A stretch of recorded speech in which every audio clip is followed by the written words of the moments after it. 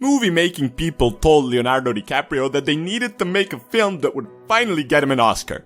He said, "I want to be a female janitor in the 60s and form a unique relationship with a fish creature." Come on, Leo, that's completely ridiculous. How about you be Hugh Glass instead?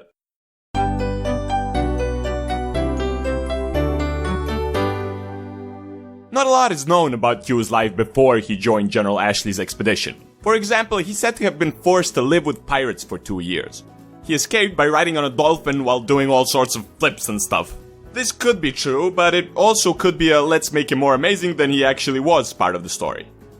However, when he joined the fur trading expedition, Glass was one of the 100 men attacked by the Arikara Indians who wounded Hugh in the leg. Continuing his journey, Glass got in a roast battle with a bear. Turns out it wasn't a brilliant idea because it didn't last very long as bears get offended surprisingly easily. It charged Glass, who showed once again that it's scientifically impossible to act dead if a 600-pound beast is running at you. Glass took out his Rambo knife and killed the bear in hand-to-hand combat. So I guess you could say Glass won if ending up with a fractured skull, broken foot, exposed ribs, and a ripped scalp is considered a win. Since Hugh's unconscious body significantly slowed down the rest of the group, fellow explorers John Fitzgerald and Jim Bridger were put in charge of him and left behind. They assumed there was no way for Glass to survive. And to be honest, it was a pretty fair assumption. Fitzgerald dug a grave for Glass and left him there without anything. Because, you know, dead men don't really need guns. As you probably expect, Glass didn't die yet found himself with a broken body and a poorly dug grave.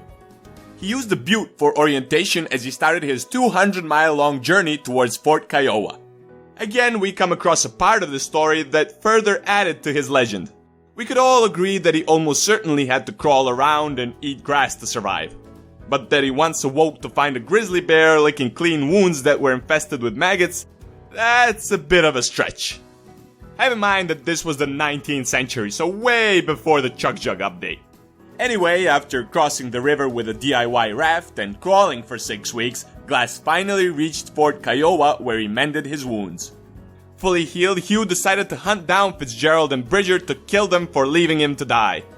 However, he forgave them both in the end, so his search for them was pretty pointless. Glass continued with his expeditions, which were often ambushed by the Indian tribes. During one of those attacks, the Arikara tribe killed the 50-year-old Hugh Glass. Be sure to like and share the video if you enjoyed it, and don't forget to subscribe. See you next week!